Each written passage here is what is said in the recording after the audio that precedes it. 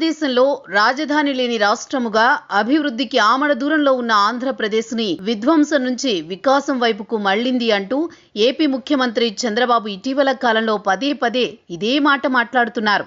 నిజంగా 2 సంవత్సరాల పరిపాలనా కాలంలో ఏపీ రాష్ట్రం అంతగా అభివృద్ధి చెందిందా? సంక్షేమ పథకాల అమలులో సరికొత్త ఒరవడి సృష్టిస్తుందా?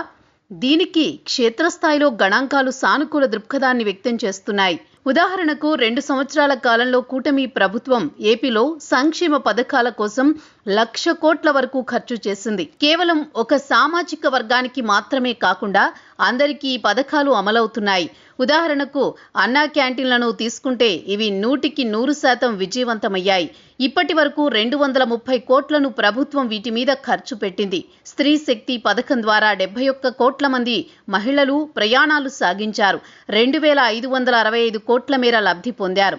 గడిచిన 2 సంవత్సరాల కాలంలో ఎన్టీఆర్ భరోసా పేరు మీద ప్రభుత్వం సామాజిక పింఛన్లు ఇచ్చింది.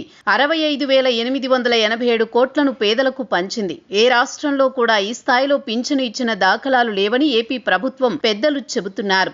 దీపం పథకంలో భాగంగా 4.26 కోట్ల సిలిండర్లను పేదలకు అందించారు. దీనికోసం 3,100 కోట్లను ఖర్చు పెట్టారు. అన్నదాత సుఖీభవ పథకానికి దాదాపు 8,985 కోట్లు ఖర్చు చేశారు. 46 లక్షల మంది రైతులకు భరోసా కల్పించారు. ఒక్కో రైతు ఖాతాలో 20,000 చొప్పున జమ చేశారు. ఆటో డ్రైవర్లకు 15,000 చొప్పున ఇప్పటి వరకు 435 కోట్లను జమ చేశారు. మత్స్యకార సేవలో భాగంగా మత్స్యకారులకు ఏడాదికి 20,000 చొప్పున కూటమి ప్రభుత్వం ఇస్తోంది. దీనికోసం 250 కోట్లు ఖర్చు పెట్టింది.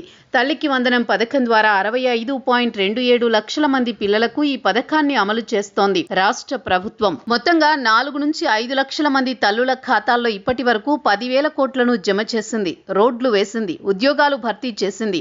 గ్రామీణ ప్రాంతాల్లో 2,000 కిలోమీటర్ల మేర సిమెంట్ రోడ్లను వేసింది కూటమి ప్రభుత్వం. 10,000 కిలోమీటర్ల పరిధిలో తారు రోడ్లను నిర్మించింది. ఏజెన్సీ ప్రాంతంలో 1,000 కోట్లతో రోడ్లు నిర్మించింది. ధాన్యం కొనుగోలు చేసిన వెంటనే రైతుల ఖాతాల్లో డబ్బులు జమ చేస్తోంది ప్రభుత్వం. అంతేకాదు పోలీస్ శాఖలో 6,100 మంది ఉద్యోగులను నియమించింది. అంతేకాదు విద్యుత్ ఛార్జీలను ఈ 2 సంవత్సరాల కాలంలో ఒక్కసారి కూడా పెంచలేదు. దీనికి తోడు ట్రూ డౌన్ ద్వారా తగ్గించడం ప్రజలకు ఊరట కల్పించింది. డిఎస్సి ద్వారా దాదాపు 16,000కు పైగా టీచర్ పోస్టులను కూటమి ప్రభుత్వం భర్తీ చేసింది. నాసిరకమైన మద్యానికి చరమగీతం పాడింది. అస్తవ్యస్తమైన మద్యం విధానాన్ని చెత్తబుట్టలో పడేసింది. పారదర్శకతకు పెద్దపీట వేసింది. నూతన ఎక్సైజ్ విధానానికి అమల్లోకి తెచ్చింది.